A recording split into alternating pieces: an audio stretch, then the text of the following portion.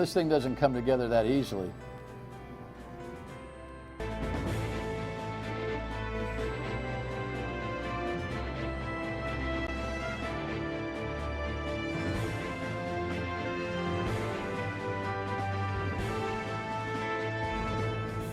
The Dan Yorke State of Mind program is brought to you in part by Lookout Rhode Island and Takeo Comfort Solutions.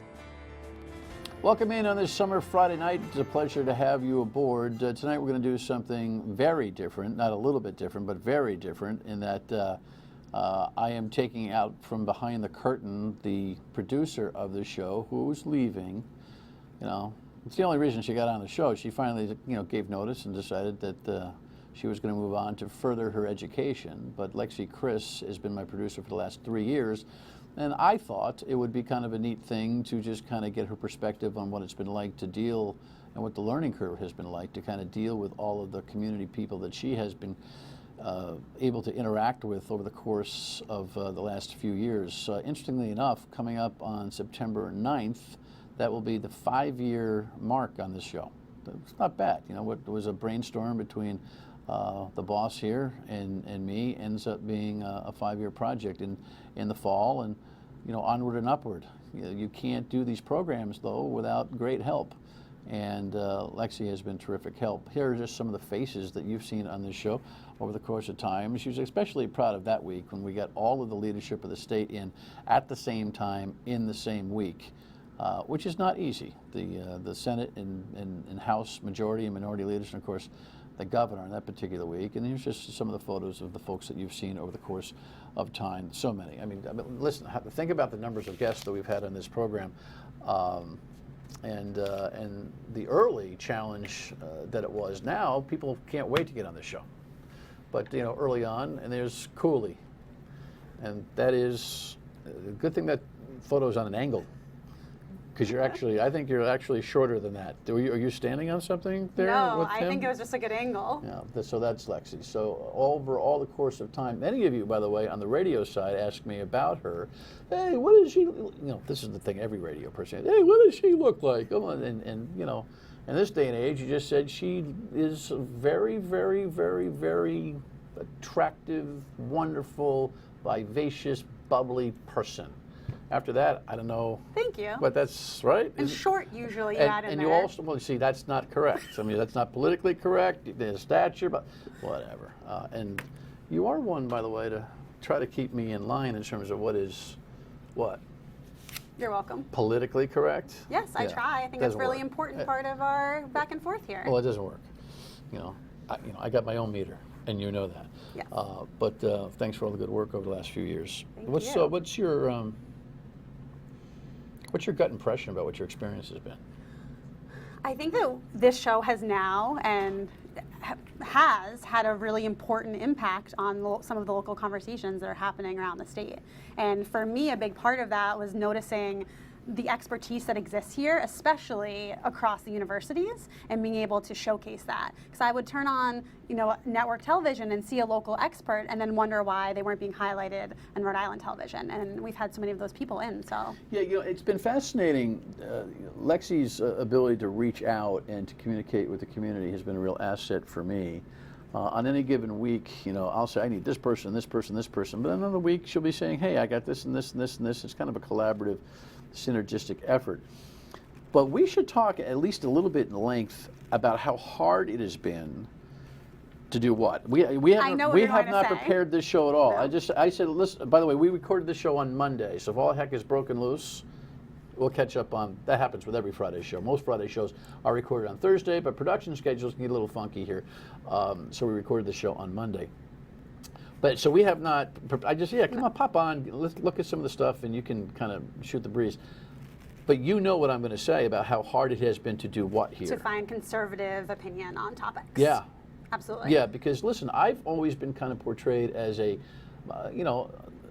because I'm kind of a watchdog type, people think that I'm conservative. Sure. Well, listen, my disposition and my point of view on the president and some other things have kind of confused that for people. I don't think I've changed. The world is changing around us, but this isn't about me. The point is that I'm constantly striving to get a conservative disposition on the show, to get an argument from the show. And we have found it to be incredibly So difficult. I think Why is it so hard for us to do that? Well, I think Tom Nichols is probably the best example of this. He's a professor at the Naval War College, the leader of the #NeverTrump movement, and traditionally would have been conservative on a lot of the issues. We have a picture of him? No. I don't think he's on our collage, but All right. I'll add one online. And he, during this election cycle, hasn't been. Couldn't go to him as a normal expert for a conservative point of view. So I think because he wasn't a supporter of Trump's, and you can still get a conservative view from him, but it won't be a pro-Trump view. Right. But in general, it's very difficult.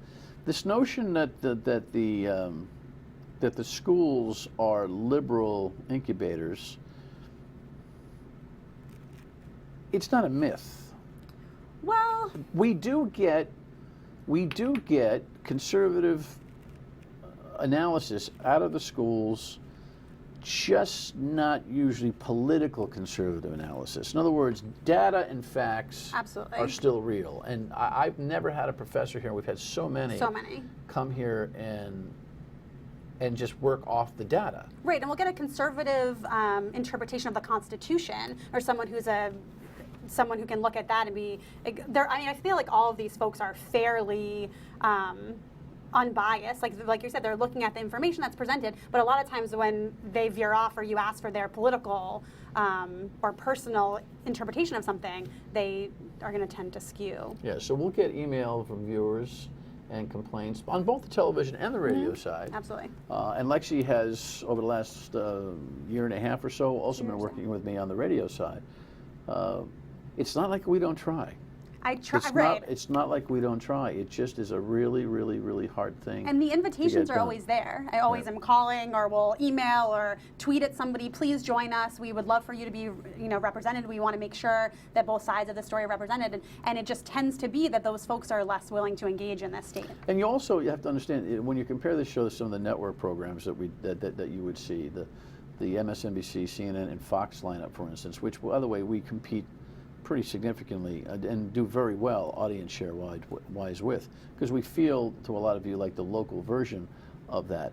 Their use of satellite and their use of and the resources and budgets and all those kinds of things have a lot to do with those people filling those gaps. Right. Because we do not do this show live, because we Stage. record it in the beginning, in the early part of the business day. People have to come here to be on this program. Now, having said that, everyday people who have a point of view can come on this program. We've never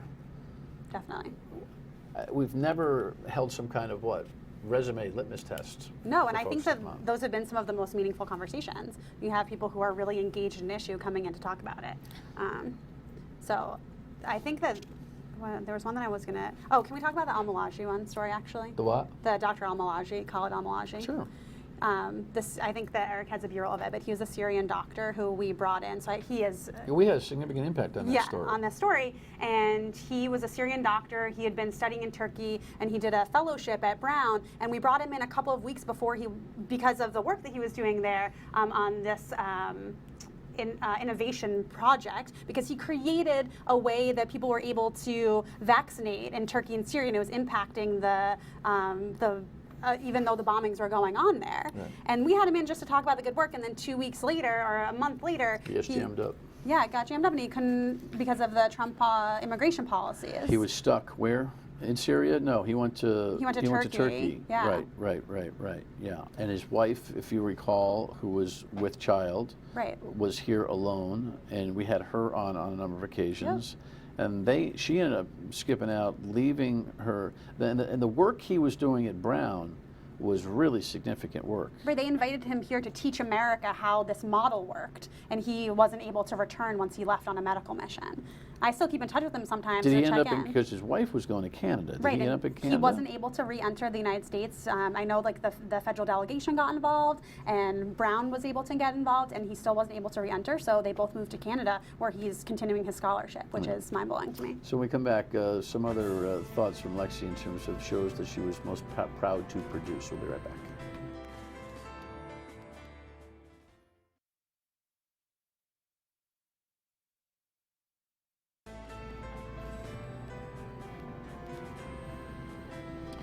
So we don't have the audio from that show, we just have the video from that program, but you can see that there's sign language going on. That was one of the more interesting television shows that we have done. Remind me what we were doing there. That's the head of the organization, the government organization that handles everything for the deaf and hard of hearing in Rhode Island. And we wanted to have the leader on with a translator so that you could watch, if you were deaf or hard of hearing, could watch the whole show regardless of disability. So we always have closed captioning, of course, but I've heard from some folks that closed captioning could definitely be improved. And that's something that I had spoken to the director about. So actually being able to watch the sign language would make it completely accessible for everyone. So if you just tuned in, Lexi produces the show, and she's pursuing a new career in, or a new educational path in? A new educational path in law and diplomacy. Law and diplomacy. Yes, so I'm going to be attending the Fletcher School at Tufts University, where I can do part of my degree at Harvard and the Kennedy School to be able to do a certificate in negotiation and conflict resolution, and probably a U.S. track. And I also want to do some work on the intersection of social media and public policy, because I think that we are behind on legislating on those issues, and that if Rhode Island can get ahead of them, that we can be a national leader. Why are we behind? So the best example that I have of this now is that I recently learned that in Cambridge and Massachusetts as a whole, they legislated ahead and made it legal to study the human genome in about 50 years ago. And that's a reason that all the biotech has become so popular there, that everyone is flocking there, even over Silicon Valley at times, because they were able to get on board early. So as we know, you obviously have the educational facilities there, but you also, that's become a total hub of biotech research and pharmaceutical research. And that's because of a really early law that was passed to enable that to be studied. And I think if we are able to get ahead of a lot of other scientific research here and make it legal and encourage people to move here because of that, we can really jumpstart our economy. So you see yourself impacting those kinds of discussions how?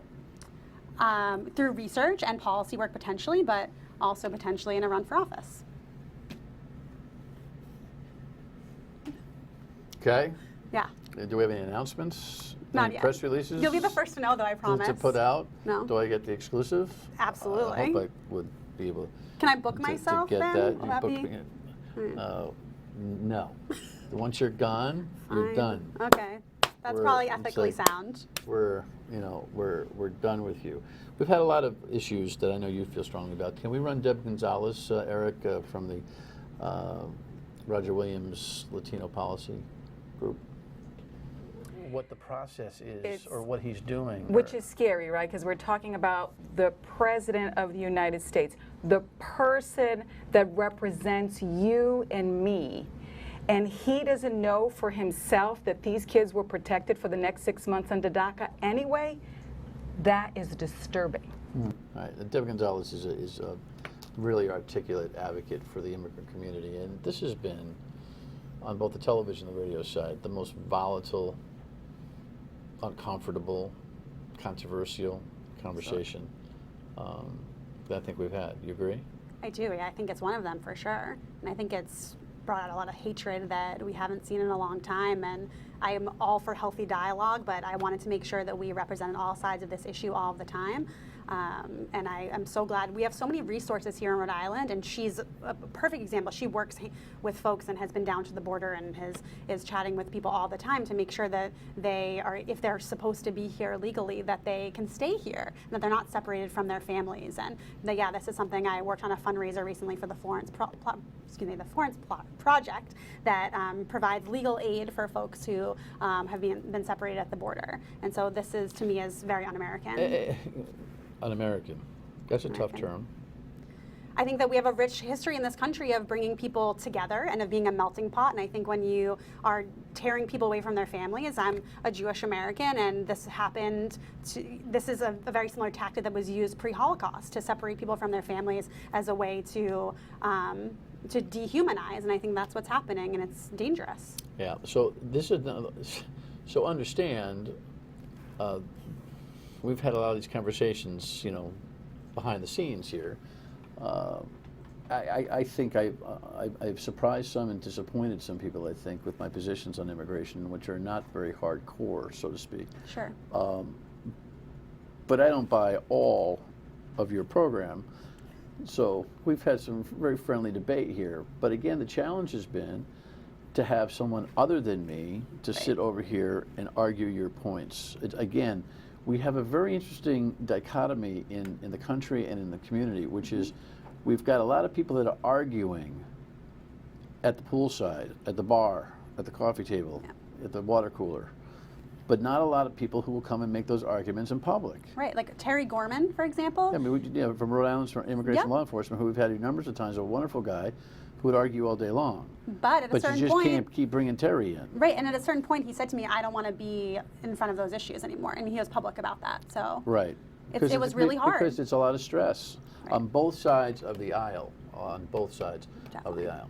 The other thing that was refreshing about having Lexi aboard here was that she's got a direct connection to the millennial community here. I mean, that's a generation, not just a community. But we've had some tussles here. We'll show you that when we come back. Stay with us.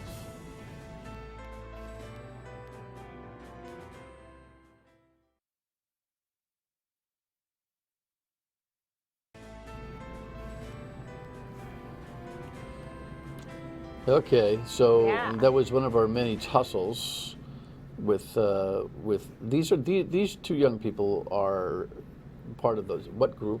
Millennial Rhode Island. Millennial Rhode Island. Yeah. And look, I've got one. You know.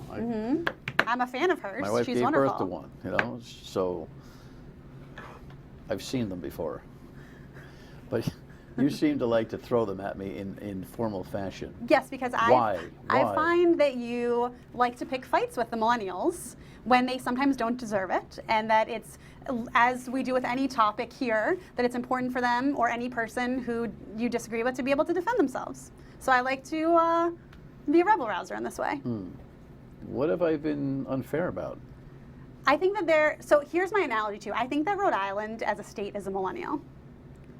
You think what? Rhode Island as a state, if we were to, as a metaphor, is a millennial, in that it's faced some hard times that aren't necessarily the people's fault, and that it has a lot of room for growth, but needs a little patience. Okay. So my point is that we have, like, the price of bread has skyrocketed in the last 30 years, but the wages for a 25 to 35-year-old have not increased to counteract that. And so we have a really hard financial time, and I think that those of us who are trying to be proactive or trying to be ambitious have a harder time than generations previously, and that needs to be taken into account. What's to be done about that?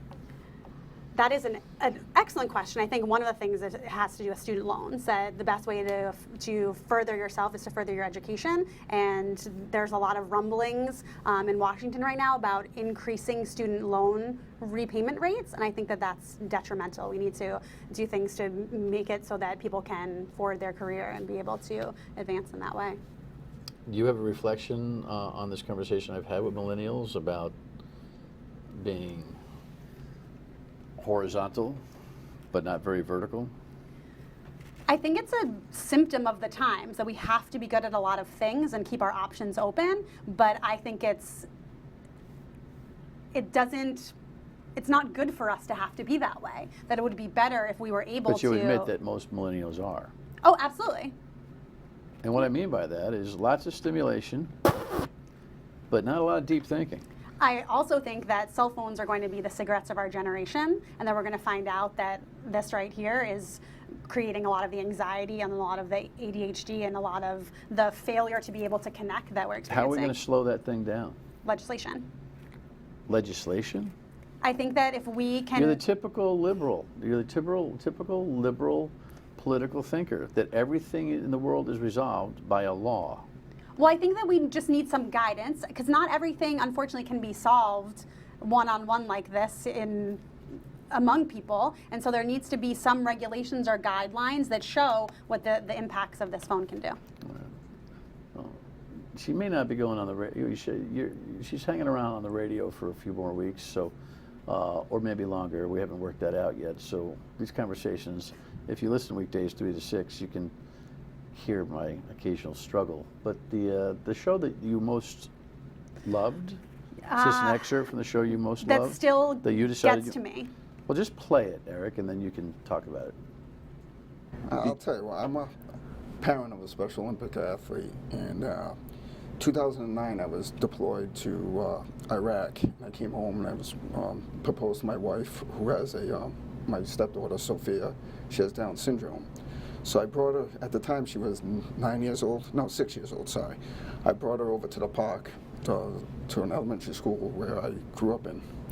And she wanted to play with the kids. There's a group of kids playing, and she was trying to fit in with them, and they wanted nothing to do with her because of her disability. One kid started to play with her and talked with her. Another child came up and basically said, "Why are you playing with that retard?" I was mortified. I mean, I was home for about maybe 3 weeks, and I was just mortified. So his parents weren't around, which was a good thing, because I don't know what I would have done. But I took my daughter out, went home, and sports were a big thing in my life. So I'm like, we got to get her into something. But you look around at the time, I mean, she was small, and it's really nothing we could get her into. So I knew about Special Olympics through the law enforcement torch run, so I made some contacts, and we got her into Special Olympics. And it's just to see the quality of the programs that they put on for people like my daughter. It's insane. Yeah, that was a surprise. Yes. We were talking about the Special Olympics. Eric Leclerc, who's a Cranston detective, was here to talk about the torch run and everything else, and then he unloaded that on us, and it took us by surprise, didn't it? It did, and it was a beautiful moment. I mean, it was so raw. It was. He's an amazing, amazing dad, and for me, those are the moments. Like, I wanted to get into television to be able to teach people and to be able to, Pollyanna, as you call me sometimes, make the world a better place by communicating and educating. And I think that moment of just about kindness and connecting with people and being unbiased to whoever you meet is such a valuable lesson. I feel so lucky that he shared that with us here. All right, 30 seconds. What's your take from your experience? My biggest take, and first of all, thank you, because this is a pleasure, always. And and thank you to our directors, and to Eric and Jess, and to Kevin, because there's a lot of magic that happens in this very green room, and it's awesome. The biggest takeaway is that Rhode Island has so much to offer, and I feel like it was a duty and a responsibility to showcase some of these people and to get them to engage with each other, to forward conversations that you are willing to have. And I know my phone is going up, so the time is up, but was a real privilege, and I'm really honored to have been able to do that. Law and policy. Diplomacy. Diplomacy. Well, there'll be a lot of policy that comes out of law and diplomacy, I'm sure. Congratulations. Good luck. Dan. You've been a pleasure. Be right back.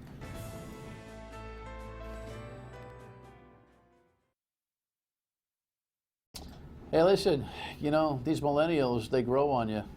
What are you going to do? We'll substitute one for another, and the old man will just keep trying to figure out the world. Well, they are the future, one way or the other. Never thought I'd be old enough to think about how, I used to go uphill 4 feet of snow, no boots, both ways. And let's talk about kids today, kids today. But it's the way the world turns. She's done a great job for us. Coming up next week, we're just catching up on some of the polling data and some of the candidates that impact that polling data and a whole bunch more, because political season is turning up. You have a great weekend. Thanks so much for tuning in. Good night.